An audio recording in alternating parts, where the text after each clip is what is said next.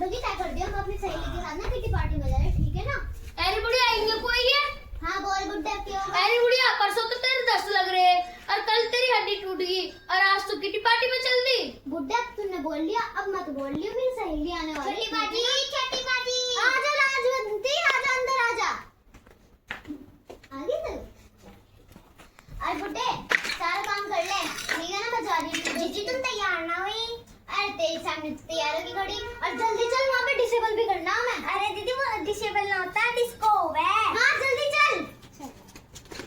इसकी एक सहेली भी ऐसी मिलेगी और ये भी ऐसी। तो उसकी दोबारा हड्डी टूट जा, दोबारा 10 लग जा। हटो हटो जल्दी हटो, बहुत